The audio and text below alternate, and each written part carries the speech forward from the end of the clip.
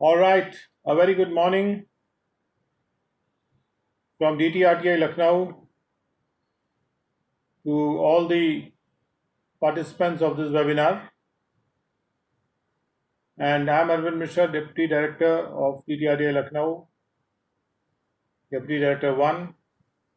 posted at DTRTI Lucknow. And we are going to study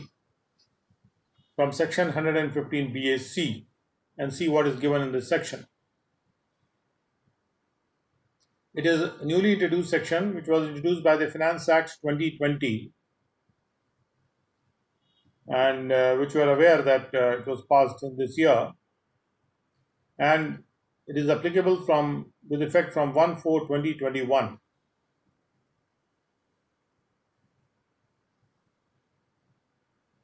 And therefore, let's see what it talks about. This is a absolutely fresh section. And as you can see, that it talks about taxation in the case of income of individuals and the income of HUFs. And 115 BAC 1 says that notwithstanding anything contained in this Act, but subject to the provisions of this chapter, the income tax which is payable in respect of the total income of a person, being an individual or a HUF for any previous year relevant to assessment year beginning on or after 1st day of April 2021, shall at the option of such person be computed at the rate of tax given in the following table. तो ये subsection एक option दे रहा है individuals और HUFs को starting with assessment year 21-22. अभी assessment year चल रहा है 2021, लेकिन इस वक्त 2021 फाइनेंशियल ईयर में जो भी इनकम अर्न हो रही है इसके सिलसिले में जब असेसमेंट ईयर आएगा that will B 21-22, and 21-22 assessment year में एक ऑप्शन दिया जा रहा है इंडिविजुअल्स और HUFs को कि वो अगर चाहें तो जो रेट ऑफ टैक्स नीचे टेबल में मेंशन्ड है उस रेट के हिसाब से उनका जो इनकम है वो कंप्यूट हो जाएगा यदि सबसेक्शन 2 की कंडीशन सेटिस्फाई होती हैं, if the conditions contain in subsection 2 are satisfied. तो पहले तो देखते हैं कि रेट इसमें क्या दिए हैं और उसके बाद देखेंगे कि सबसेक्शन 2 की कंडीशंस क्या हैं. ये आपके सामने टेबल है जिसमें 15 लाख से ऊपर की अगर टोटल इनकम किसी की है तो केवल वही 30% के हिसाब से टैक्स देगा, और उसके नीचे 12.5 से ज़्यादा और 15 तक के इनकम पे 25% है. 5% 2.5 लाख के हिसाब से कम होता जा रहा है. 10 से 12.5 लाख के बीच में अगर कुल आय है total income, then the tax is 20%. This option has been given, and 7.5 lakh to 10 lakh 15%, 5 lakh to 7.5 lakhs 10%, and for income between 2.5 lakhs and 5 lakhs it's 5%. So there is a gradation as you go up in the income slab. Your taxation for the next slab and every subsequent slab is increasing by 5%, and up to 2.5 lakhs it is going to be nil. Basharte ye, provided that where the person fails to satisfy the conditions in any previous year, the option shall become invalid in respect of the assessment year relevant to that previous year, and other provisions of this Act shall apply as if the option had not been exercised for the assessment year relevant to that previous year. यदि किसी साल में किसी previous year में जो conditions subsection 2 में है वो फेल हो जाती हैं, सेटिस्फाई करने से वो फेल कर देते हैं पर्सन, तो ऑप्शन इनवैलिड हो जाएगा उस असेसमेंट ईयर के लिए, और उस असेसमेंट ईयर के लिए बाकी प्रावधान जो हैं वो लागू हो जाएंगे. जैसे कि वो ऑप्शन लिया नहीं गया हो। यानी एसएससी चाहता है तो जिस साल में उसको ऑप्शन लेना है उस साल के लिए वो ऑप्शन ले सकता है, और अगर वो कंडीशन सेटिस्फाई करता है तो। और जिस साल में वो कंडीशन सेटिस्फाई नहीं करेगा उस साल में ये ऑप्शन उसको अवेलेबल नहीं होगा। Provided that where the option is exercised under clause 1 of subsection 5, in the event of failure to satisfy the conditions contained in subsection 2, it shall become invalid for subsequent assessment years also, and other provisions of this act shall apply for those years accordingly. और बशर्ते कि यदि ये conditions का जो satisfy होना है उसमें फेलियर हो जाता है तो उस असेसमेंट ईयर के लिए तो लागू नहीं होगा, इनवैलिड होगा ही ऑप्शन। उसके बाद वाले असेसमेंट ईयर्स के लिए भी वो इनवैलिड हो जाएगा, और उसके बाद फिर वो ऑप्शन एसएससी को नहीं मिलेगा। तो एसएससी को ध्यान रखना है कि वो ये सेटिस्फाई जो कंडीशंस दिए हैं सबसेक्शन 2 में वो अवश्य सेटिस्फाई होनी चाहिए। अब कौन सी कंडीशंस हैं जो सेटिस्फाई होनी चाहिए, वो सबसेक्शन 2 में दी हैं। सबसे पहले तो जो टोटल इनकम है, it shall be computed without any exemption और डिडक्शन अंडर क्लॉज 5 और क्लॉज 13A और क्लॉज 14 और क्लॉज 17, क्लॉज 32 ऑफ सेक्शन 10। जो भी एग्जेम्पशन या डिडक्शन सेक्शन 10 में मिल रहा है इन सेक्शंस में, जैसे 13A आपका HRA हो गया, इसी तरह से कई सारे जो भी अलाउंसेज या डिडक्शंस मिलते हैं, तो डिडक्शंस को धीरे धीरे से हटाने के पर्पज से कि जो लोग ऑप्ट करना चाहें वो डिडक्शन से हटें और सीधा एक फिक्स रेट पर अपना टैक्स करवाएं, या फिर सेक्शन 10AA या सेक्शन 16 या फिर सेक्शन 24 का क्लॉज बी का जो डिडक्शन अवेलेबल होता है, क्लॉज बी में जो 30% का डिडक्शन है NAV पे, रादर जो interest on housing allowance, interest on loan taken वाला जो डिडक्शन है उसकी बात हो रही है यहाँ पे। और in respect of the property refer to in subsection 2 of 23, मतलब जो सेल्फ ऑक्यूपाइड प्रॉपर्टी है उसके लिए जो डिडक्शन मिलता है 24B में अगर आप हाउसिंग लोन लेते हैं, या फिर जो 32(1)(2)A में जो डिडक्शन मिल रहा है, अलाउंस मिल रहा है, क्योंकि ये जो इंडिविजुअल्स हैं बिजनेस भी कर रहे हो सकते हैं, या 32AD, और उसके बाद जो भी और भी बिजनेस एंड प्रोफेशन के सेक्शंस हैं जहाँ पे अलाउंस मिलते हैं, और साथ में उसमें 57 का 2A भी है जो कि इनकम फ्रॉम अदर सोर्सेज में आता है, और अंडर चैप्टर A 6A बशर्ते कि 80CC D2 या 80JJAA वाले डिडक्शन तो मिल ही जाएंगे। 80CC D2 जो है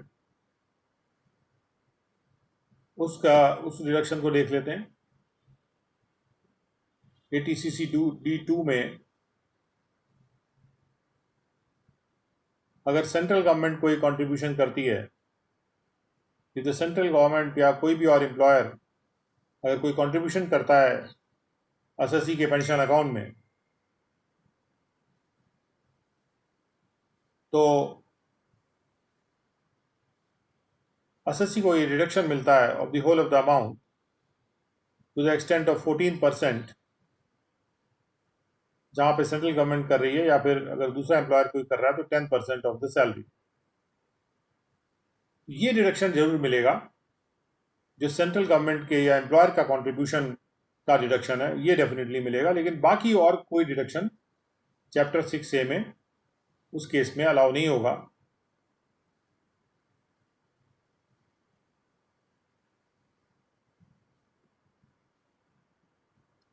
और आप देख सकते हैं कि जो डेप्रिसिएशन का 32(1)(2)A का जो डिडक्शन है जो न्यू मशीनरी या प्लांट के लिए होता है वो भी नहीं मिलेगा। हाँ, 80JJA वाला डिडक्शन मिलेगा, जो कि नए जो एम्प्लॉयमेंट जनरेट कर रहा है उसके लिए होता है deduction, for generating new additional employment. उसके अलावा कोई भी सेट ऑफ या कैरी फॉरवर्ड करके सेट ऑफ लॉस का नहीं मिलेगा अगर ये ऑप्शन एक्सरसाइज होता है तो, या कोई अगर loss income from house property के हेड में आ रहा है वो भी नहीं मिलेगा। कोई डेप्रिसिएशन का कैरी फॉरवर्ड और depreciation from any earlier assessment year, कोई भी कैरी फॉरवर्ड लॉस या डेप्रिसिएशन, अनअब्जॉर्ब डेप्रिसिएशन जो है वो भी नहीं मिलेगा। उसके अलावा जो दूसरा डेप्रिसिएशन है वो मिल सकता है 32(1)(2)(a) के अलावा। ये लिखा है कि by claiming the depreciation if any under any provision of section 32 except 1(2)(a) of the said section, which is determined in such manner as may be prescribed. तो डेप्रिसिएशन का जो डिडक्शन है, नॉर्मल जो डेप्रिसिएशन का deduction वो मिलेगा, and without any exemption और deduction for allowance for और परक्विजिट। कोई भी परक्विजिट या अलाउंस के लिए कोई भी एग्जम्पशन या डिडक्शन नहीं मिलेगा, किसी भी नाम से वो बुलाया जाए, by whatever name called, which has been provided under any other law for the time being in force. तो ये सारे डिडक्शंस नहीं मिलेंगे और एक फ्लैट रेट पर टैक्स होगा।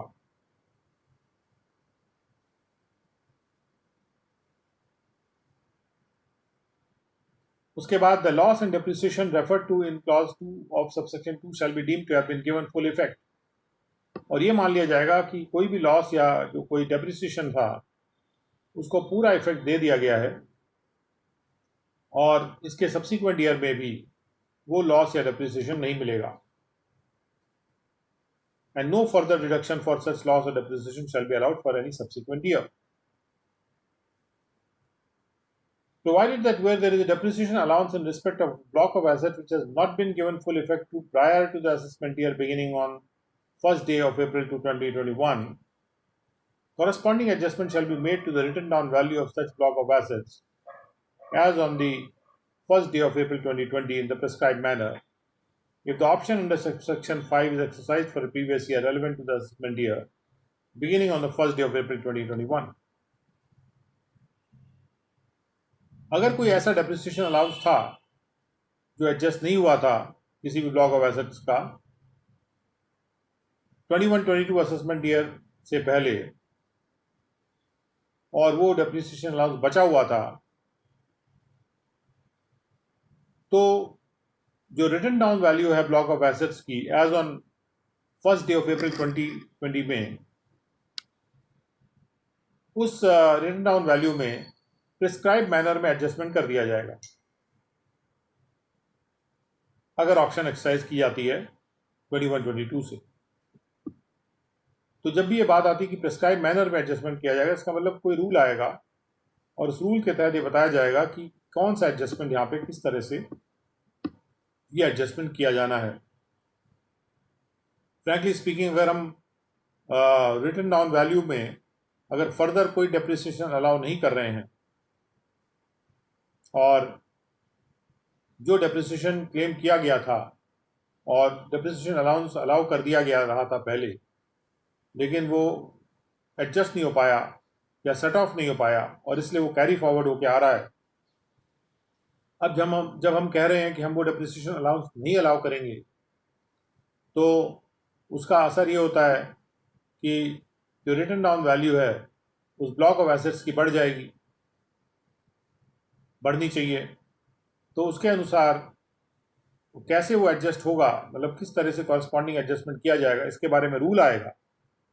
कि जब भी कोई ऑप्शन इस तरह का एक्सरसाइज किया जाता है, इस सेक्शन का ऑप्शन अगर एक्सरसाइज किया जाता है, सब सेक्शन 5 इसलिए लिखा है कि सब सेक्शन 5 में वो तरीका दिया है कि ये कैसे क्लेम करना है ऑप्शन। तो जब भी ये ऑप्शन क्लेम किया जाएगा तो उस केस में रिटन डाउन वैल्यू को ब्लॉक ऑफ एसेट्स की एडजस्ट किया जाएगा according to the rule as prescribed. और इसके संबंध में अभी रूल आना है, तो प्रॉब्ली यहाँ पे अभी अपलोडेड भी नहीं है, तो we'll have to check out अगर रूल आया कि नहीं आया, और नहीं आया तो आएगा, but will check out and let you know. और 115 BAC 4 में कहा जा रहा है कि अगर ऐसा पर्सन है जिसके पास यूनिट है IFSC में, इंटरनेशनल फाइनेंशियल सर्विस सेंटर में, जिसका रेफरेंस 80 LA 1A में होता है, विच हैज एक्सरसाइज्ड ऑप्शन, और उस पर्सन ने ऑप्शन एक्सरसाइज किया है सबसेक्शन 5 में, तो जो कंडीशंस दी हुई है सबसेक्शन 2 में उनको मॉडिफाई कर दिया जाएगा to the extent that the deduction under section 80 LA shall be available. ऐसे यूनिट को 80 LA का डिडक्शन मिलेगा subject to fulfilment of the conditions contain in the said section. अगर वो 80 LA में जो कंडीशंस दी हुई हैं उसको फुलफिल करते हैं, यानी ऐसे एसएससी जो जिनके पास यूनिट है IFSC में, और IFSC जैसे हमने पहले भी देखा है वो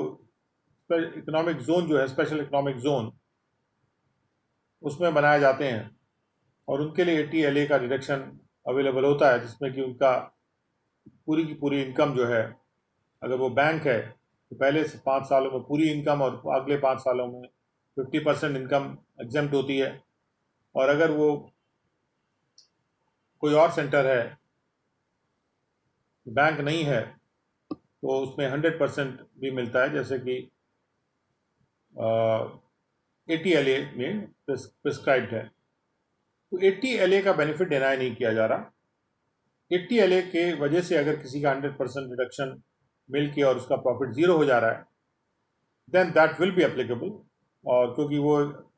एक एनकरेज करने का प्रोविज़न है कि लोग IFSC में इन्वेस्ट करें।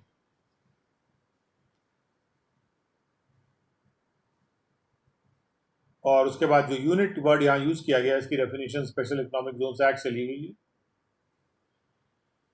सबसेक्शन 5 में क्या कहा जा रहा है? सबसेक्शन 5 में कहा जा रहा है कि nothing contain in this section shall apply unless the option is exercise in the prescribed manner. जो ऑप्शन एक्सरसाइज करने की बात की गई है सबसेक्शन 1 में, उस ऑप्शन को प्रिस्क्राइब मैनर में एक्सरसाइज किया जाना है। तो 115 BAC कहता है उसके 5(1) में कि जहां पर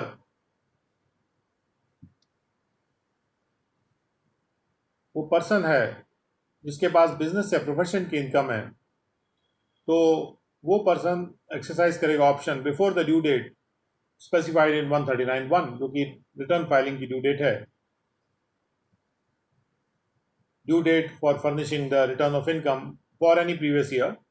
which is relevant to the assessment year commencing on or after 21-22। 21-22 से क्योंकि ये प्रावधान लागू हो रहा है, तो 21-22 असेसमेंट ईयर का जो ड्यू डेट है, उस ड्यू डेट से ये लागू हो जाता है कि उस ड्यू डेट से पहले ऑप्शन देना जरूरी है। And such option once exercise shall apply to subsequent assessment years. एक बार ये ऑप्शन ले लिया गया, एक्सरसाइज कर दिया गया, तो ये उसके बाद में आने वाले असेसमेंट ईयर्स के लिए भी लागू रहेगा। उसके बाद जो एसएससी ऐसे हैं जिनके पास ऐसी इनकम है जो कि बिजनेस और प्रोफेशन की इनकम नहीं है,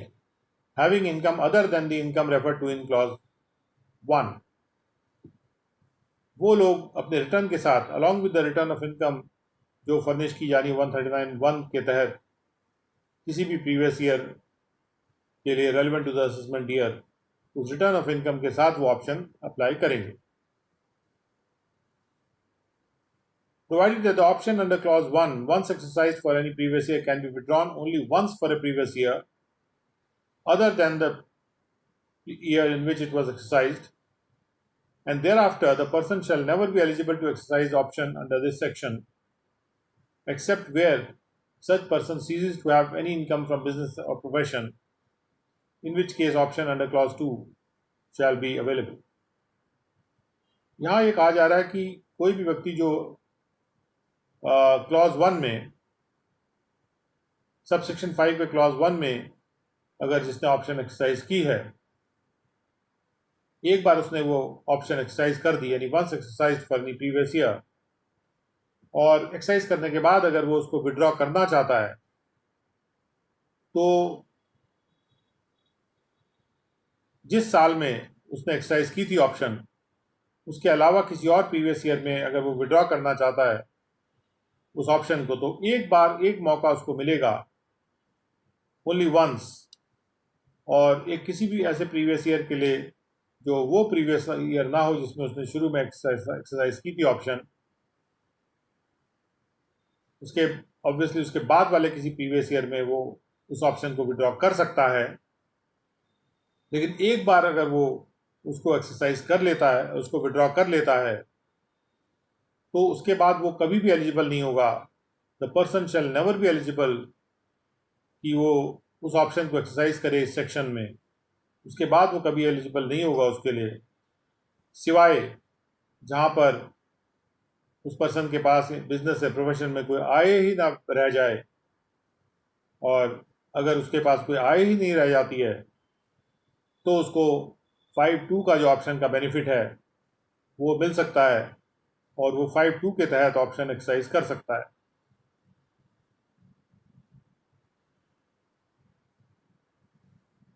तो ये बात क्लियर हो रही है कि अगर सब सेक्शन 1 में ऑप्शन एक्सरसाइज करता है तो उसके बाद एक मौका उसको दिया गया है जिसमें कि वो ऑप्शन को विड्रॉ कर सकता है।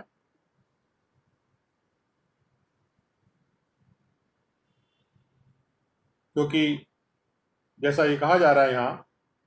कि एक बार उसने ऑप्शन एक्सरसाइज कर दी तो वो ऑप्शन सब्सिक्वेंट ईयर्स के लिए भी रहेगी। और बशर्ते ये कि अगर वो एक बार उसको विड्रॉ कर लेता है तो फिर वो दोबारा उसके बाद नहीं एक्सरसाइज कर पाएगा ऑप्शन को। बशर्ते ये कि अगर उसके पास इनकम ही ना रहे बिजनेस एंड प्रोफेशन में, तब वो फिर उसके पास ये मौका रहेगा कि वो ऑप्शन एक्सरसाइज कर सकता है। सेक्शन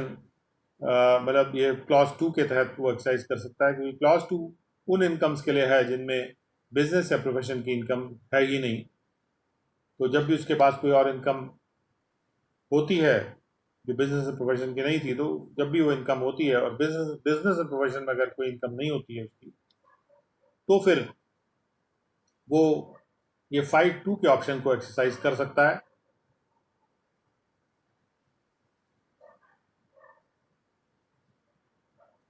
तो सवाल ये उठता है कि अगर किसी के पास बिजनेस एंड प्रोफेशन की भी इनकम हो और दूसरी भी इनकम हो तो उसके लिए क्या प्रावधान होगा। सीधी सी बात यह है कि जिसके पास बिजनेस एंड प्रोफेशन इनकम है और दूसरी भी इनकम है उसके लिए 5(1) लगेगा, और जिसके पास बिजनेस एंड प्रोफेशन इनकम नहीं है बिल्कुल भी, तो उसके ऊपर 5(2) एप्लीकेबल हो जाएगा। तो ये एक सिंप्लीफिकेशन मेजर है जिसमें कि डिडक्शंस या अलाउंसेस के जाल में ना फंस के अगर सीधा सीधा टैक्स कोई देना चाहे और उसको लगता है कि वो रीजनेबल टैक्स दे रहा है, तो वो इस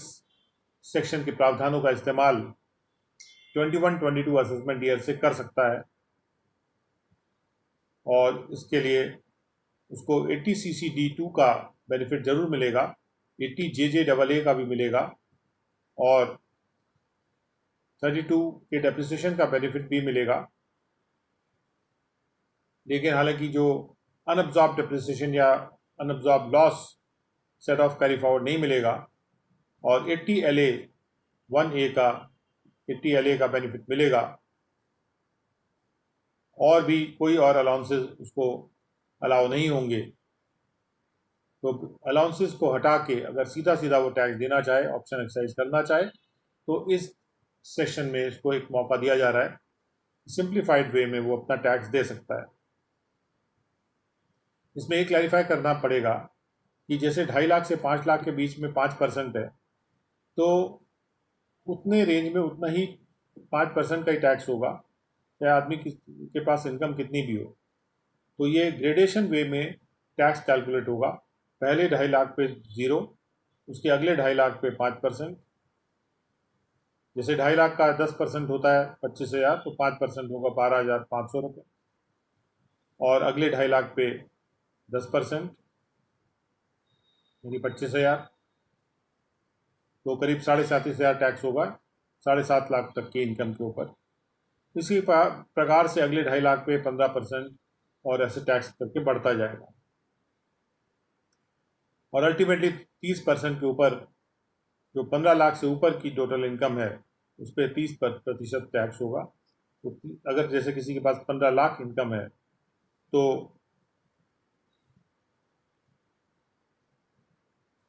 उसको ये ऑप्शन दिया जाएगा कि उसकी जो इनकम कंप्यूट की जाएगी किस रेट पे कंप्यूट की जाएगी। तो जो 15 लाख से जो ऊपर की इनकम है उस पर 30% लगेगा और उसके बाद ग्रेडेशन वे में इस प्रकार से टैक्स उस पर अप्लाई करेगा। ऐसा नहीं है कि जिसकी अगर 15 लाख से ऊपर इनकम हो गई तो पूरी की पूरी इनकम पे 30% लग जाएगा। It's not like that, because progressive rate of taxation means कि जैसे जैसे इनकम बढ़ती आ रही वैसे वैसे आपका रेट बढ़ता जा रहा है। So let us go to the next section now. We have completed 115 BAC and 115 BAD, rather 115 BAD. It's not that bad, it's a good section. So 115 BAD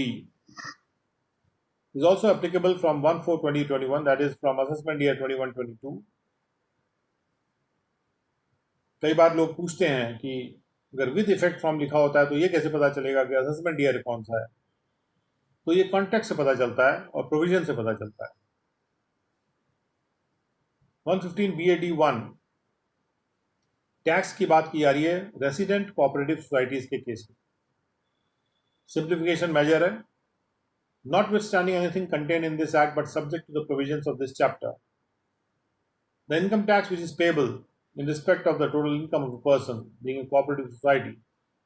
resident in India for any previous year relevant to the assessment year beginning on or after 1/4/2021 shall at the option of such person be computed at the rate of 22%. Resident cooperative societies को एक concessional rate offer किया गया 22% का अगर subsection 2 की condition satisfy हो जाती है तो।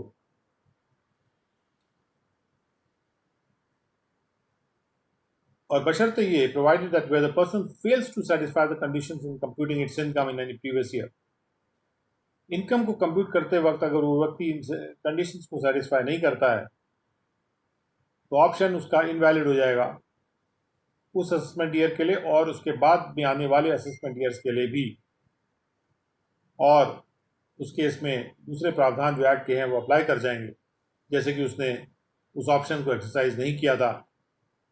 कभी भी उस असेसमेंट ईयर के लिए और उसके सब्सिक्वेंट असेसमेंट ईयर्स के लिए। यानी इसके पहले जो मिल चुका है उसको वो वापस नहीं लिया जा रहा ऑप्शन, लेकिन उस साल में जिस साल में वो ये फेल कर रहा है कंडीशंस को अप्लाई करने से इनकम को कंप्यूट करने में, उस साल उस असेसमेंट ईयर से या उसके बाद वाले असेसमेंट ईयर्स के लिए ये मान लिया जाएगा कि उसने वो ऑप्शन कभी एक्सरसाइज नहीं किया। और जो कंडीशंस दी हुई हैं वो उसी तरह से हैं जैसे कि हमने पहले भी देखा है कंडीशंस को 115 BAA वगैरह में या 115 BAB में कि जो कि यहाँ पर कोई एसएससी जो है कोऑपरेटिव सोसाइटी है तो उसको जो ये जो सेक्शंस हैं 10AA और 32(1)(2)A ये और जितने भी अलाउंसेज यहाँ दिए चैप्टर 6 से वो नहीं मिलेंगे सिवाय कि उसको 80JJAA का बेनिफिट तो मिलेगा। उसके अलावा उसको डेप्रिसिएशन का कैरी फॉरवर्ड और लॉस का कैरी फॉरवर्ड सेट ऑफ ये सब नहीं मिलेगा। और 32(1) का या 32(1)(2)A के अलावा जो 32 में सेक्शंस हैं सब सेक्शंस हैं वहाँ उनका डेप्रिसिएशन उसको मिल जाएगा। और एक बार लॉस या डेप्रिसिएशन जो उसको मिल गया उसको इफेक्ट ये मान लिया जाएगा कि उसको जो भी लॉस है कैरी फॉरवर्ड लॉस था उसको इफेक्ट दे दिया गया है और उसको अब देने की ज़रूरत नहीं है और कोई further deduction carry forward loss के सेट ऑफ के लिए या डेप्रिसिएशन अनअब्जॉर्ब डेप्रिसिएशन के सेट ऑफ के लिए नहीं मिलेगा किसी भी उसके बाद वाले साल में जिस साल में वो एक बार ऑप्शन ले लेता है। और बशर्ते ये कि जहाँ पर भी where there is a depreciation allowance in respect of a block of asset जिसको कि पूरा इफेक्ट नहीं दिया गया 21-22 असेसमेंट ईयर से पहले, और यानी कोई डेप्रिसिएशन अलाउंस बचा हुआ है इफेक्ट देने के लिए या एडजस्टमेंट के लिए, तो अब हम उसको ख़त्म कर दे रहे हैं कि वो नहीं मिलेगा, तो रिटर्न डाउन वैल्यू को भी अकॉर्डिंगली एडजस्ट करना होगा। और उसके लिए ये जो करस्पॉन्डिंग एडजस्टमेंट है रिटर्न डाउन वैल्यू में ब्लॉक ऑफ एसेट्स के, प्रिस्क्राइब मैनर में करना होगा जैसा कि प्रिस्क्राइब किया जाए। और सबसेक्शन 4 ये कहता है कि ATLA में जो बेनिफिट अवेलेबल है वो डेफिनेटली मिलेगा उन्हीं कंडीशंस के अनुसार जो ATLA में फुलफिल होने के लिए लिखा है। अगर वो फुलफिल होती है कंडीशन तो ATLA 1A का जो भी बेनिफिट है, जो कि एक यूनिट के केस में है जो इंटरनेशनल फाइनेंशियल सर्विस सेंटर में होता है, वो बेनिफिट जरूर मिलेगा। और उसके बाद 115BA-D का जो 5 है सबसेक्शन, वो ये कहता है कि सबसेक्शन 5 में कहा जा रहा है कि इस सेक्शन में कोई भी चीज़ अप्लाई नहीं करेगी जब तक कि ऑप्शन जो है वो प्रिस्क्राइब मैनर में एक्सरसाइज नहीं किया जाता। तो इसके लिए प्रिस्क्राइब मैनर आएगा जिस मैनर में वो एक्सरसाइज किया जाएगा ये ऑप्शन, और ये ऑप्शन एक्सरसाइज किया जाएगा 139(1) में जो ड्यू डेट होती है उस डेट पे या उसके पहले जो भी रिटर्न फर्निशिंग के लिए डेट है किसी भी प्रीवियस ईयर के लिए जो रेलिवेंट है असेसमेंट ईयर के लिए जो 21-22 से स्टार्ट हो रहा है। और एक बार वो ऑप्शन एक्सरसाइज हो गया, such option once exercised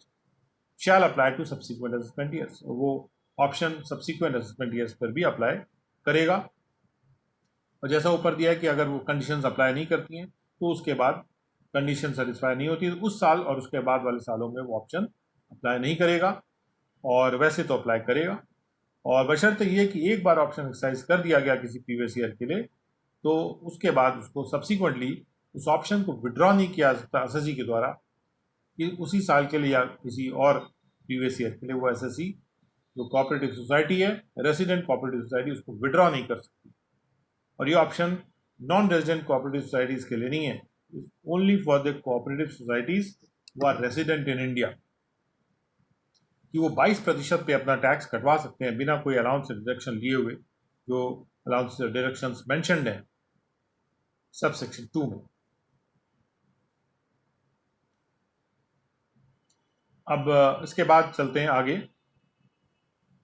115BB। 115BB talks about tax on the winning from lottery, crossword puzzles,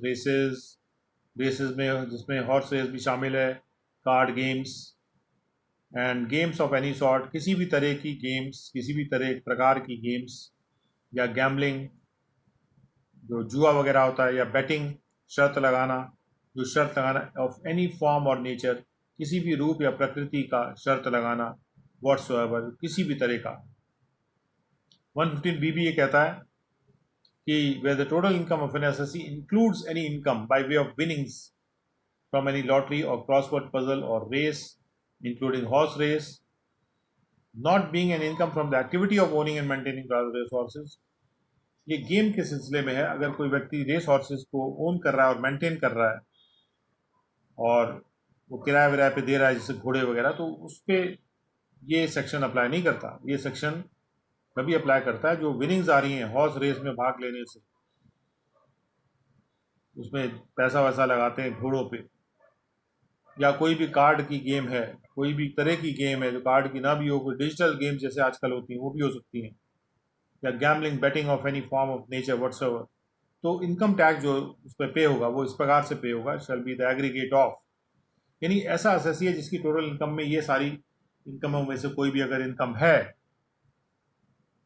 तो उस एसएससी के द्वारा जो टैक्स पे किया जाएगा वो इन दो अमाउंट्स का एग्रीगेट होगा। सबसे पहले तो जो ये वाली इनकमें हैं इस पे 30% से टैक्स पे किया जाएगा एट द रेट ऑफ 30%, और उसके बाद ये जो इनकम है इसको माइनस करने के बाद जो इनकम बचती है, टोटल इनकम जो बचती है, उसको अगर हम the amount of income tax with which the SSC would have been chargeable, अगर उसकी टोटल इनकम रिड्यूस कर दी जाती ऊपर दी गई इनकम से, तो जो भी टैक्स होता वो टैक्स निकाला जाएगा और उस टैक्स को ऊपर वाले टैक्स में जोड़ा जाएगा और कुल मिला के वो टैक्स वो असेसी देगा। और हॉर्स रेस वर्ड का मीनिंग 74 इस सेक्शन से बोरो किया जा रहा है यहाँ पे, क्योंकि वहाँ ऑलरेडी डिफाइंड है और इससे जो रिलेटेड कोई रूल नहीं है। 115 बीबी के बाद आते हैं 115 BBA, tax on the non resident sportsman और स्पोर्ट्स एसोसिएशंस।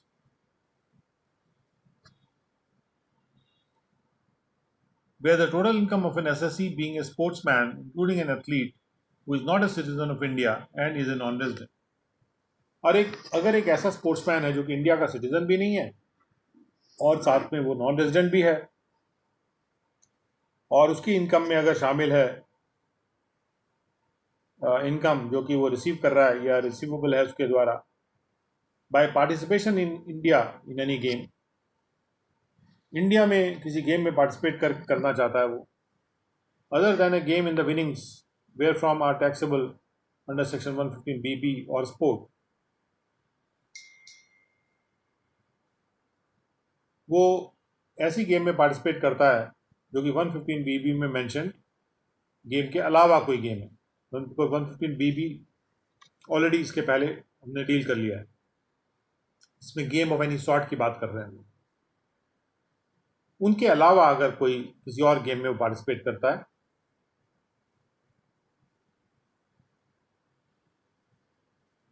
या किसी स्पोर्ट में पार्टिसिपेट करता है या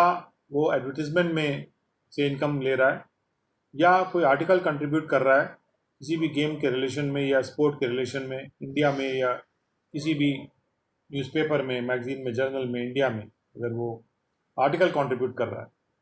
यानी वो व्यक्ति नॉन रेजिडेंट भी है और सिटीजन भी नहीं है इंडिया का, और लेकिन वो एडवर्टीजमेंट कर रहा है किसी कंपनी के लिए, उससे इनकम प्राप्त हो रही है उसको, किसी गेम में भाग ले रहा है उससे इनकम प्राप्त हो रही है, जैसे 2020 और ये सब गेम्स होते रहते हैं, और या फिर कोई आर्टिकल लिखता है इंडिया में, ये आर्टिकल इंडिया में लिखा होना चाहिए किसी भी न्यूज़पेपर, मैगजीन या जर्नल,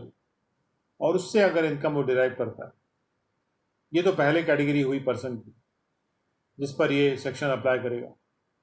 दूसरी कैटेगरी वो है being a non resident sports association,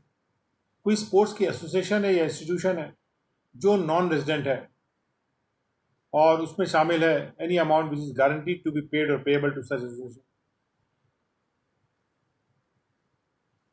और उसको कोई अमाउंट गारंटीड है कि वो उसको पे होगा ही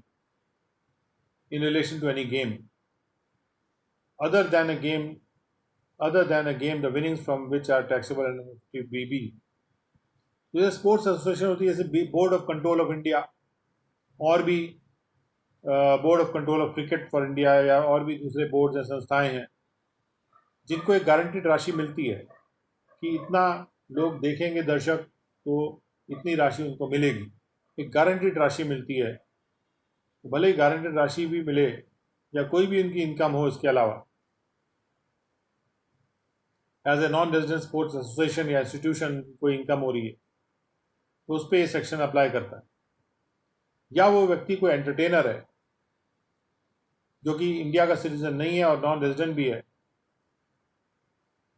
और उसकी इनकम में शामिल है तो इंडिया में वो परफॉर्मेंस दे रहा है वो, उससे जो इनकम उसको प्राप्त हो रही है, तो जो इनकम टैक्स है वो इस प्रकार से पे किया जाएगा कि ए, बी और सी तीनों केस में जो भी इनकम उसके पास आ रही है उस पर 20% से उसको टैक्स देना है। It's quite a concessional rate rather we would say, और उस इनकम को माइनस करके जो बची हुई इनकम है उसके ऊपर जो भी टोटल इनकम पे टैक्स लगता है वो टैक्स उसको देना है। कुल मिला के उस तरह से उस हिसाब से उसको टैक्स देना है, यानी कि एक कंसेशनल रेट ऑफर किया गया यहाँ पे जो नॉन रेजिडेंट और नॉन सिटीजन्स हैं जो इंडिया में आके खेलते हैं, क्योंकि जो रेजिडेंट्स हैं उनको तो यहाँ की जो प्रणाली है उसको फॉलो करना पड़ेगा और उन पर ये प्रावधान नहीं लगेगा। ये प्रावधान उनके लिए कंसेशनल प्रावधान है जो कि इंडिया के सिटीजन नहीं हैं और नॉन रेजिडेंट हैं। उनके लिए एक कंसेशनल प्रावधान है कि वो 20% के हिसाब से टैक्स दे सकते हैं। इनको एनकरेज करने के लिए बाहर से लोग इंडिया में आके खेलें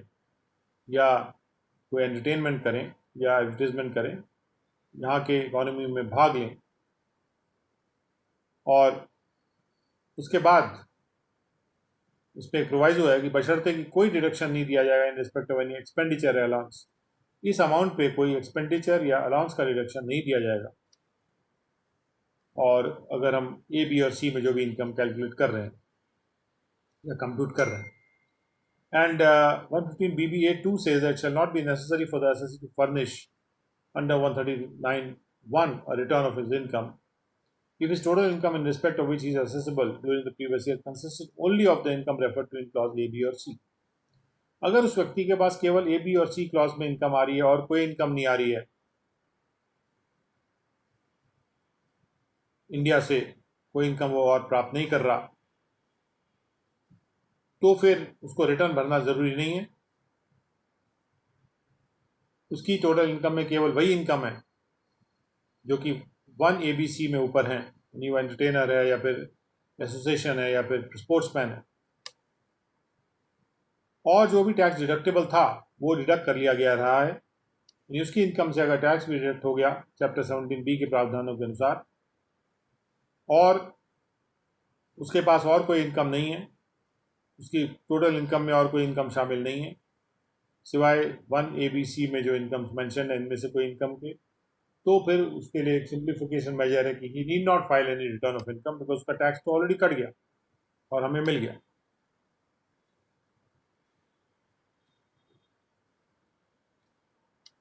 इसके बाद आते हैं 115 BBB।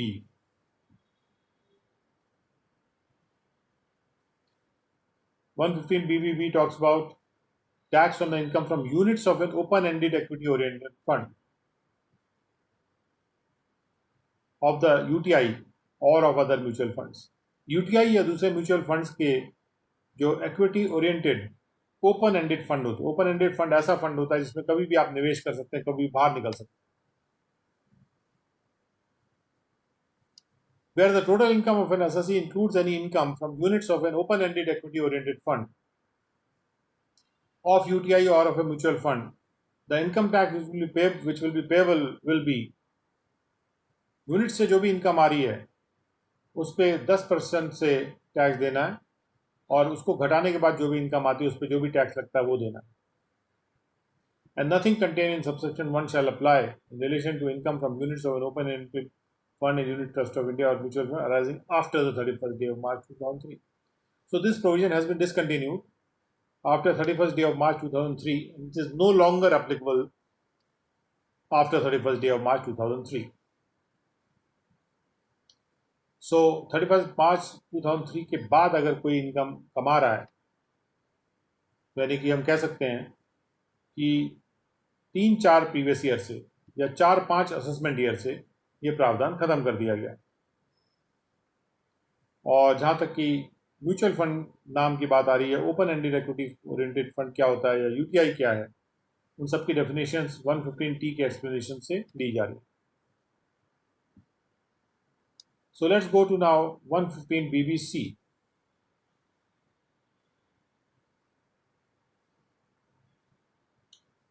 115 BBC बात करता है एनोनिमस डोनेशन। एनोनिमस डोनेशन का मतलब यह है कि बिना नाम वाली डोनेशन करने वाला व्यक्ति का नाम पता नहीं है या उसकी आइडेंटिटी मालूम नहीं है कि किसने डोनेशन किया था। Where the total income of an assessee being a person in receipt of the income on behalf of any university or other educational institution which is referred to in 3AD or 4, or any hospital or institution referred to in 3AE or 6A, यानी जो section 1023C के तहत जो कई सारे सब clauses आते हैं जिसमें कि होली चैरिटेबल इंस्टीट्यूशंस को टैक्स एग्जेम्पशन दिया जाता है, उनकी इनकम को टोटल इनकम में शामिल नहीं किया जाता, या वो अगर ऐसे ट्रस्ट इंस्टीट्यूशन है जिनका रेफरेंस सेक्शन 11 में है जिसमें चैरिटेबल इंस्टीट्यूशंस को एग्जेम्पशन दिया जाता है, और इन दोनों तरह के जो संस्थान हैं जो सेक्शन 1023C का बेनिफिट ले रहे हैं या सेक्शन 11 का बेनिफिट ले रहे हैं, अगर उनके इनकम में शामिल है कोई anonymous donation, includes any income by way of anonymous donation, then income tax shall be payable in the following manner कि 30% के हिसाब से the amount of income tax calculated at the rate of 30% on the aggregate of the anonymous donations received in excess of the higher of the following. In excess of the higher of the following, यानी पहले हमें ये देखना है कि total donation जो receive किया जा रहा है एसएससी के द्वारा, टोटल एनोनिमस डोनेशन नहीं, कुल डोनेशन चाहे एनोनिमस हो चाहे नॉन एनोनिमस हो, उसकी 5% निकालना है और उसको 1 लाख से कंपेयर करना है। अगर 1 लाख ज़्यादा है तो 1 लाख के ऊपर जो राशि है उसके ऊपर 30% टैक्स लगेगा एनोनिमस डोनेशन के केस में। अगर ये 5% ज़्यादा है, यानी कि कुल डोनेशन का 5% से ज़्यादा अगर एनोनिमस डोनेशन आ रही है, 5% तक की एनोनिमस डोनेशन आती है नो प्रॉब्लम, या 1 लाख तक की डोनेशन आती है एनोनिमस डोनेशन नो प्रॉब्लम, लेकिन उसके ऊपर की जो भी डोनेशन आती है एनोनिमस रूप से उसको 30% के रेट पे टैक्स किया जाएगा।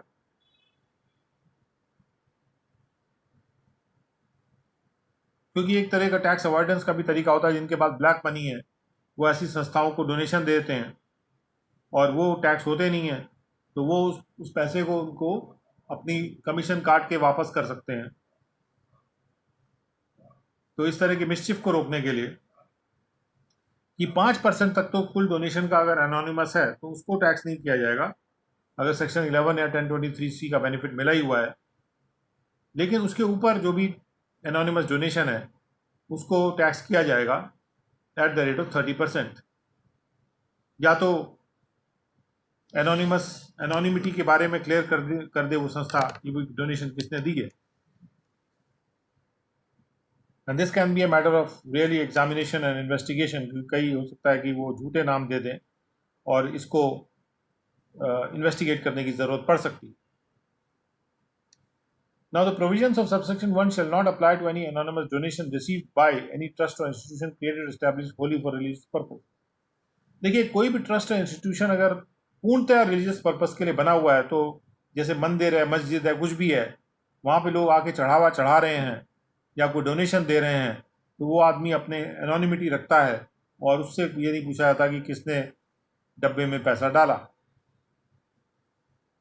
तो अगर anonymous donation Holi religious purpose के लिए जो इंस्टीट्यूशन बने हैं उनके पास आ रही है, उस पर सबसेक्शन 1 के प्रावधान नहीं लगेंगे, वो टैक्स नहीं किया जाएगा। या एनी ट्रस्ट या इंस्टीट्यूशन विच इज क्रिएटेड और establish Holi for the religious and charitable purposes other than any anonymous donation made with a specific direction that such donation is for any university or other educational institution or any hospital or other medical institution run by such trust or institution. Yani the provisions of subsection 1 shall not apply to any anonymous donation received by any trust or institution which is created or established wholly for religious and charitable purposes. अगर कोई ऐसा trust या institution है जो पूर्णतया religious या charitable purposes के लिए ही बना है, जो 1023C का प्रावधान है इनफैक्ट, तो वहाँ पर अगर कोई एनोनिमस डोनेशन आती है उस पर ये प्रावधान इस सेक्शन के अप्लाई नहीं करेंगे, हालांकि सेक्शन 11 में जो है वो अप्लाई करेंगे। और other than anonymous donation made with specific direction, लेकिन अगर कोई एनोनिमस डोनेशन किसी स्पेसिफिक डायरेक्शन से आता है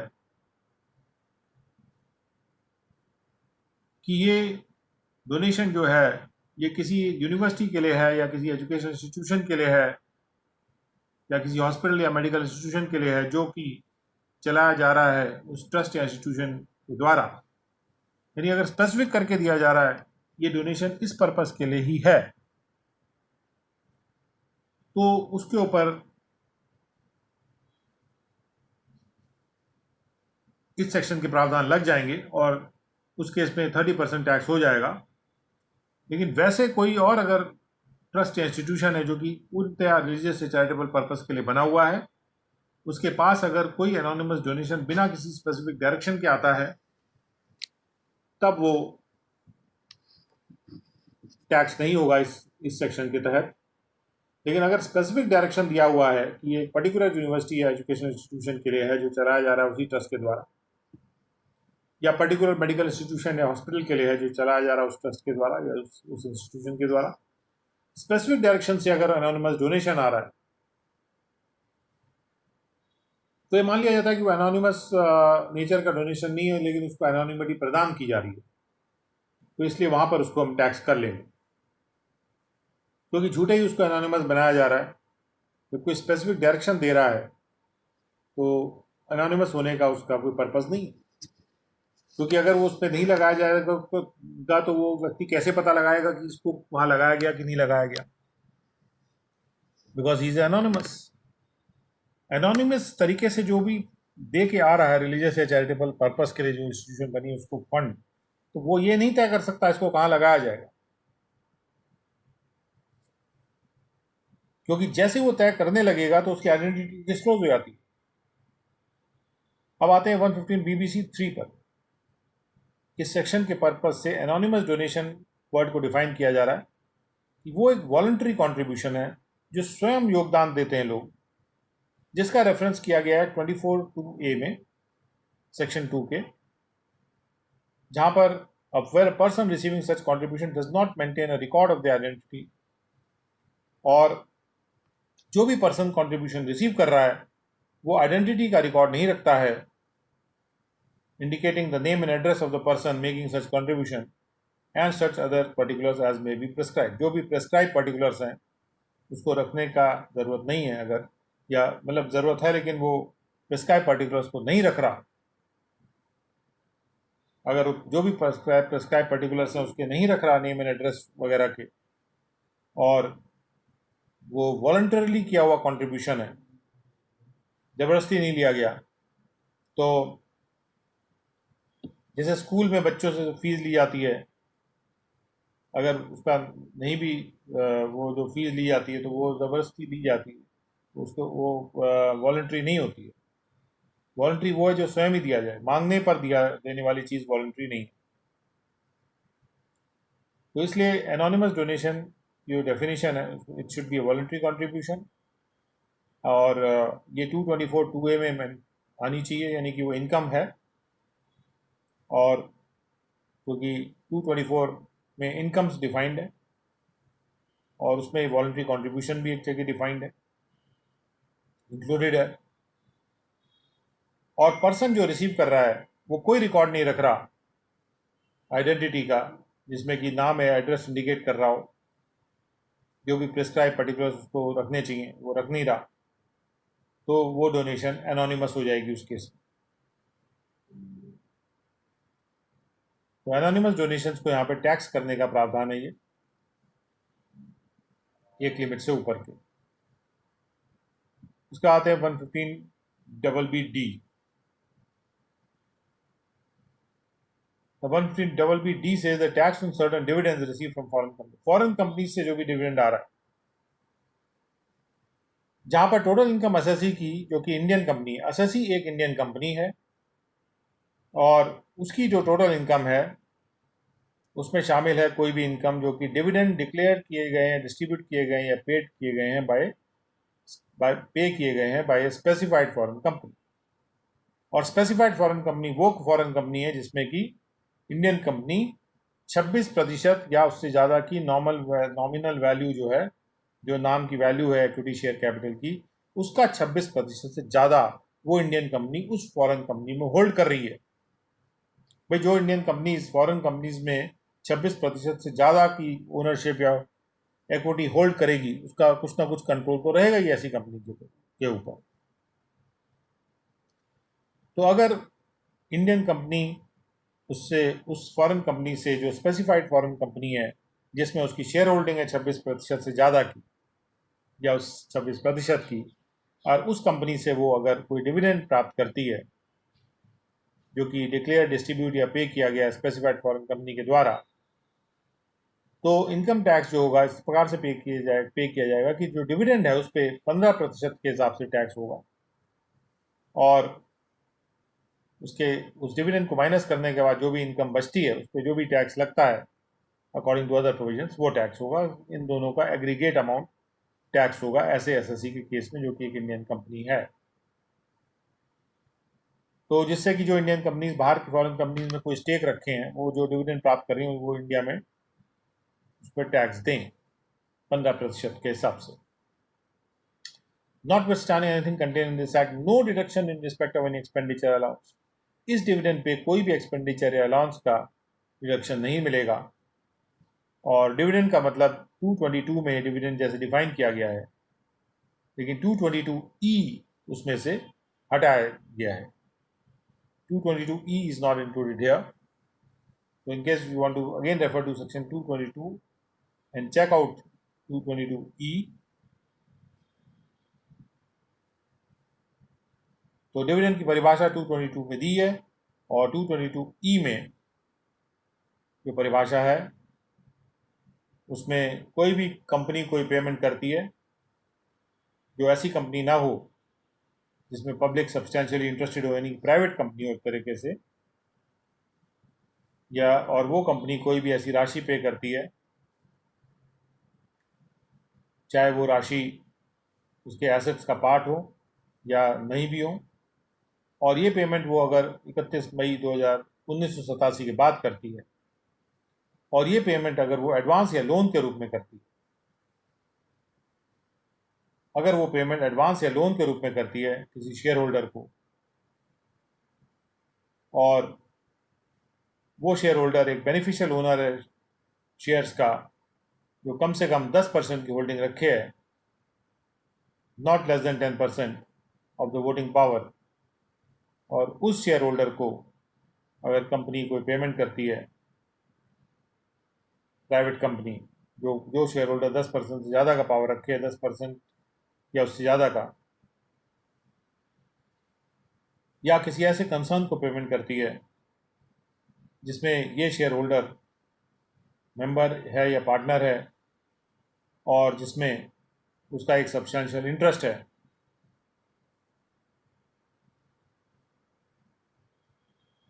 और या कोई पेमेंट ऐसा हो, और any payment by any such company on behalf or for the individual benefit of any such shareholder to the extent to which the company in either case possesses accumulated profits, और या फिर वो individual के benefit के लिए किसी share holder के अपने पास जो भी उसके accumulated प्रॉफिट्स हैं उसमें से अगर कोई पेमेंट करती है on behalf of the share holder, किसी और को पेमेंट करती है, या शेयर होल्डर के इंडिविजुअल बेनिफिट के लिए कोई पेमेंट करती है, ऐसी कंपनी ऐसे शेयर होल्डर के लिए, क्योंकि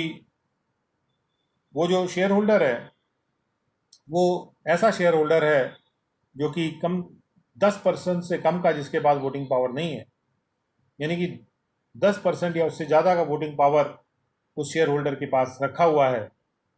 और इसलिए वो एक इम्पॉर्टेंट शेयर होल्डर है उस कंपनी का। और ऐसी कंडीशन में जो भी पेमेंट वो कंपनी उसको करती है जिस प्रकार से जो 222E में मेंशन है वो डिविडेंड की परिभाषा में आता है। लेकिन हम जो सेक्शन यहाँ पे पढ़ रहे हैं 222E का प्रयोग वहाँ पे नहीं है कि फॉरेन कंपनी है जिसमें कि इंडियन कंपनी 26% की शेयर होल्डिंग रखे हुए है, तो उस केस में एडवांस या लोन के रूप में जो भी इस तरह का पेमेंट मिल रहा है या एक्यूमुलेटेड प्रॉफिट से भी मिल रहा है, तो वो जो पेमेंट है जहाँ पर जो कि उसके लिए एप्लीकेबल होता है जो 10% से ज़्यादा का शेयर होल्डर है, तो 222E का जो पेमेंट है वो यहाँ पे टैक्स नहीं होगा, क्योंकि but shall not include sub clause E thereof, यानी वो डिविडेंड यहाँ पे टैक्स नहीं होगा जो कि 222E में आता है। लेकिन बाकी जो भी डिविडेंड है जो फॉरेन कंपनी दे रही है उस इंडियन कंपनी को, जो कि उसकी 26% या उससे ज़्यादा की शेयर होल्डर है, उसको 15% पे यहाँ पे टैक्स करने का प्रावधान है। 115 BBD के बाद आता है 115 BBD A। यह है tax on certain dividends receive from the domestic companies. अभी इसके पहले जो था BBD वो फॉरेन कंपनी से जो डिविडेंड आ रहा था, यहाँ पे जो डोमेस्टिक कंपनी से डिविडेंड आ रहा है उसके टैक्स करने की बात हो रही है। लेकिन ये बात का ध्यान रखेंगे कि ये प्रावधान 31 डे ऑफ मार्च 2020 को ख़त्म कर दिया गया है, यानी 31 डे ऑफ मार्च 2020 तक ही था। तो इसका मतलब है कि डोमेस्टिक कंपनी से जो भी डिविडेंड आ रहा है उस पर इस प्रावधान के अकॉर्डिंग अब टैक्स नहीं पेएबल है। But we have to understand this provision. और इस प्रोविजन में लिखा है कि notwithstanding anything contained in this act where the total income of a specified assessee एक specified assessee है, यानी specified assessee का मतलब है वो कोई डोमेस्टिक कंपनी नहीं होनी चाहिए या वो कोई फंड या इंस्टीट्यूशन नहीं होना चाहिए जिसको कि 1023C में बेनिफिट मिलता है, यानी कि होली चैरिटेबल इंस्टीट्यूशन नहीं होना चाहिए। और वो सेक्शन 12A में रजिस्टर्ड या सेक्शन 12AA में या सेक्शन 12AB में रजिस्टर्ड ट्रस्ट या इंस्टीट्यूशन भी नहीं होना चाहिए, क्योंकि ये जो ट्रस्ट ये जो चैरिटेबल ट्रस्ट या इंस्टीट्यूशंस हैं इनको टैक्स करने का कोई मंशा नहीं है। और डोमेस्टिक कंपनी भी नहीं होनी चाहिए, यानी डोमेस्टिक कंपनी अगर दूसरी डोमेस्टिक कंपनी से अगर कोई डिविडेंड प्राप्त करेगी तो that will not be taxed under this section. So where the total income of a specified SSC, एक स्पेसिफाइड एसएससी है, इनके अलावा अगर कोई भी एसएससी है जो डोमेस्टिक कंपनी नहीं है और चैरिटेबल इंस्टीट्यूशन नहीं है, तो लेकिन वो इंडिया में रेसिडेंट है और उसकी टोटल इनकम में शामिल है any income in aggregate exceeding 10 lakh rupees, जो 10 लाख रुपए से ज़्यादा का वो डिविडेंड रिसीव कर रही है किसी भी डोमेस्टिक कंपनी से या कंपनियों से, तो अगर 10 लाख से ज़्यादा का वो डिविडेंड रिसीव करती है तो जो इनकम टैक्स पेएबल होगा ऐसे ऐसे स्पेसिफाइड एसएससी के द्वारा जिसके टोटल इनकम में वो डिविडेंड भी है, जो 10 लाख से ऊपर की राशि का डिविडेंड वो दूसरे डोमेस्टिक कंपनी से रिसीव कर रहा है, तो जो इनकम टैक्स पेएबल होगा उस स्पेसिफाइड एसएससी के द्वारा वो एग्रीगेट होगा सबसे पहले 10% से, जो 10 लाख से ऊपर की राशि है उस पर 10% टैक्स लिया जाएगा। और उसके बाद जो भी राशि डिविडेंड की थी उसको माइनस करने के बाद अगर हम उसको रिड्यूस कर दें डिविडेंड की पूरी राशि को, जो बाकी बची जो भी टोटल इनकम है उसको ऐसे माने कि वही अगर टोटल इनकम उसकी है तो कितना टैक्स होगा, तो वो उतना अमाउंट ऑफ टैक्स। और डिविडेंड्स पे 10% का, डिविडेंड्स पे जो कि 10 लाख से ऊपर के डिविडेंड हैं उस पर 10% का टैक्स, इन दोनों राशियों को जोड़ के उसको टैक्स देना होगा। और इस पर कोई डिडक्शन एक्सपेंडिचर अलाउंस का उसको नहीं मिलेगा। और ये बात भी क्लियर कर दी गई कि डिविडेंड ऐसा डिविडेंड होना चाहिए जो कि 222 में तो है, लेकिन 222E के डिविडेंड पे यहाँ पर टैक्स लेने की बात नहीं की जा रही है। That has been made clear, but shall not include the sub clause E thereof. 222E के तहत अगर कोई पर्सन को जो पैसा मिल रहा है डिविडेंड के रूप में, that is not going to be covered under, not going to be taxed under this section. So इसमें कोई शेयर होल्डिंग का कंडीशन नहीं है कि जो कंपनी प्राप्त करे डिविडेंड उसकी कितनी शेयर होल्डिंग होनी चाहिए। बस ये है कि 10 लाख रुपए से ज़्यादा का अगर डिविडेंड मिल रहा है तो उसको उस पर टैक्स 10% के हिसाब से देना है, जो भी 10 लाख से ऊपर की राशि है।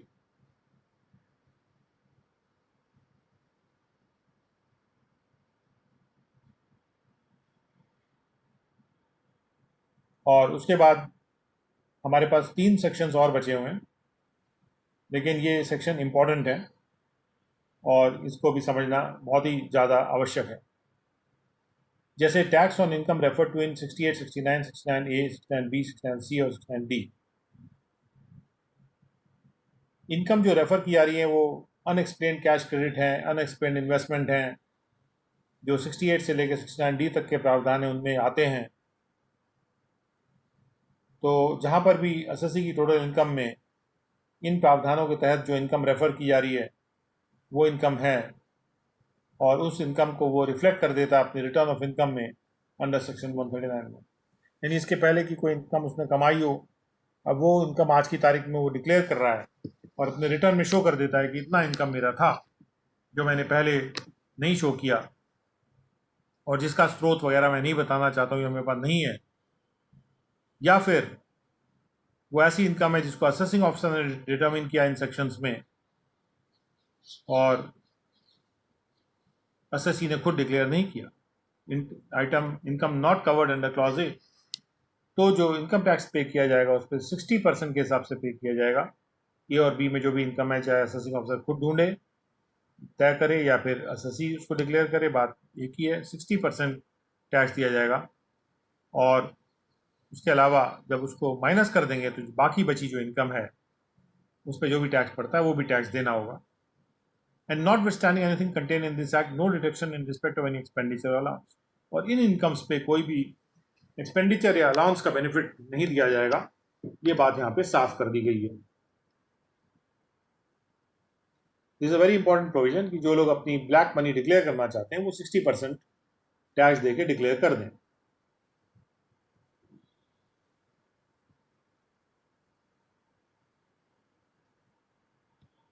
उसके बाद हमारे पास दो प्रोविजन है, tax on the income from patent and tax on the income from transfer of carbon credits. So patent and carbon credits, both are important, and हालांकि कार्बन क्रेडिट बहुत सिंपल है कि जहाँ पर भी एसएससी की टोटल इनकम में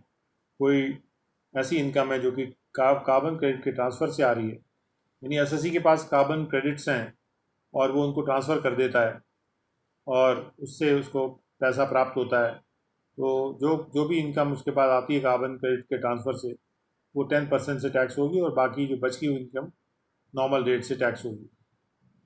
और कोई एक्सपेंडिचर या अलाउंस कार्बन क्रेडिट वाली इनकम पे नहीं मिलेगा।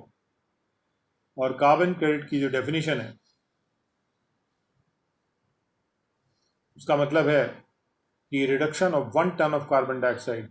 यानी उसने 1 टन कार्बन डाइऑक्साइड का को रिड्यूस किया है, कार्बन डाइऑक्साइड के एमिशन या एमिशंस इक्विवेलेंट को, गैसेस को 1 टन के कार्बन डाइऑक्साइड के इक्विवेलेंट के एमिशंस को रिड्यूस किया है, जिसको कि यूनाइटेड नेशंस के जो फ्रेमवर्क है क्लाइमेट चेंज का उसने वैलिडेट भी किया है, उसके पास वैलिडिटी सर्टिफिकेट है और एक कार्बन क्रेडिट के रूप में उसके पास है, and which can be traded in the market. और ये कार्बन क्रेडिट्स जो है मार्केट में ट्रेड होते हैं, इसको खरीद फरोख्त की जा सकती है और उसके प्रिवेलिंग मार्केट प्राइस पे, तो वो होते हैं कार्बन क्रेडिट। और यदि किसी के पास कार्बन क्रेडिट है जो कि वैलिडेट किया गया United Nations framework on climate change के द्वारा, और वो व्यक्ति उस कार्बन क्रेडिट को बेच देता है तो बिना कोई अलाउंस या एक्सपेंडिचर का बेनिफिट दिए हुए 10% के हिसाब से जो लमसम जो टैक्स का रेट है वो लगाया जाएगा उस अमाउंट के ऊपर, और उसके बाद उस अमाउंट को घटा के जो बाकी बचेगी टोटल इनकम उस पर जो एग्जिस्टिंग रेट्स हैं उसके हिसाब से टैक्स उसको देना होगा। जहाँ तक कि टैक्स ऑन पेटेंट की बात है, जिस we will take up tomorrow, और उसके साथ ही हम will also take up the Indian patents act. So Indian patents act and tax on income from patent we will do together so that our Indian Patent Act will also get covered accordingly. हालांकि अगर short में देखा जाए तो if I have to clarify to you कि जो patent से जो भी इनकम आ रही है by way of royalty in respect of the patent, तो पेटेंट से जो रॉयल्टी के रूप में इनकम आ रही है उस पर 10% टैक्स का प्रावधान इसमें है और कोई एक्सपेंडिचर या अलाउंस उस पर नहीं मिलेगा। और जो एलिजिबल एसएससी है वो ऑप्शन एक्सरसाइज कर सकता है for taxation of income by way of royalty in respect of patent developed and registered in India in accordance with the provisions of this section in the prescribed manner. और ये option वो ले सकता है 139(1) का जो ड्यू डेट है उसके पहले, और जहाँ पर वो इस ऑप्शन को ले लेता है एलिजिबल एसएससी वो है जिसके पास पेटेंट है और पर्सन जो कि इंडिया में रेजिडेंट है और जिसको पेटेंट मिला है। तो वो जो पेटेंट है, जिसके पास पेटेंट, जिसको पेटेंट मिला है, पेटेंटी, जिसने पेटेंट बनाया नहीं है, जिसको मिला है, वो उस पेटेंट का इस्तेमाल कर सकता है बाय गेटिंग रॉयल्टी। और पेटेंटी का मतलब है वो पर्सन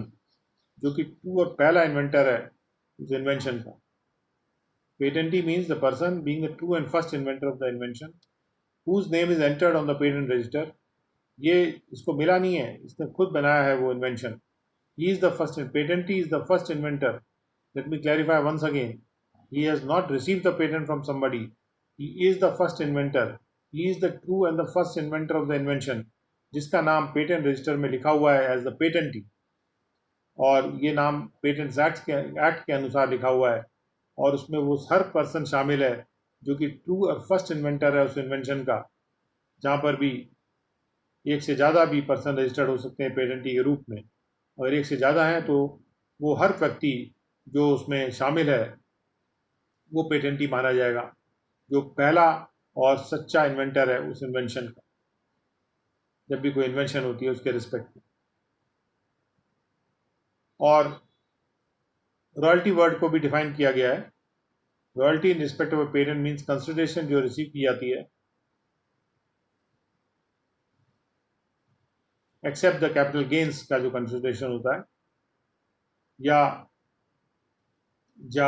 प्रोडक्ट के जो सेल से कमर्शियल यूज में लाने से जो मिल रहा है पैसा, उसको छोड़ते हुए जो रॉयल्टी मिलती है for the transfer of any right या इम्पार्टिंग ऑफ एनी इंफॉर्मेशन उस पेटेंट की वर्किंग के बारे में या उस पेटेंट की यूज़ के बारे में, वो रॉयल्टी जो है that is how it is defined as the royalty. लेकिन उस रॉयल्टी में अगर पेटेंट बेचा जाता है, उससे कैपिटल गेन राइज होता है, वो रॉयल्टी नहीं आती, वो रॉयल्टी में नहीं आएगा। या उस पेटेंट को यूज़ करके कोई प्रोडक्ट बनाया जाता है और उसको बेचा जाता है उस पेटेंट के प्रोसेस को यूज़ करके, या पेटेंटेड जो आर्टिकल है वो बेचा जाता है कमर्शियल यूज़ के लिए, तो जो प्रोडक्ट बेचा जा रहा है उससे बेचने से जो सेल प्राइस आ रहा है वो रॉयल्टी में नहीं आता है। रॉयल्टी में राइट के ट्रांसफ़र के लिए जो जो भी प्राइस दिया जाता है वो transfer of all for the transfer of all any rights in respect of patent. किसी व्यक्ति ने, पेटेंटी ने अपना पेटेंट किया और उन राइट्स को किसी को ट्रांसफ़र किया, पेटेंट को नहीं ट्रांसफ़र कर रहा है, राइट्स को ट्रांसफ़र कर रहा है, और या फिर उसने कोई इंफॉर्मेशन इम्पार्ट किया कंसर्निंग द वर्किंग और the use of the patent, और अगर वो ट्रू एंड फर्स्ट इन्वेंटर है तो उसके लिए ये रॉयल्टी वर्ड को डिफाइन किया गया। So with that we come to the end of this session, and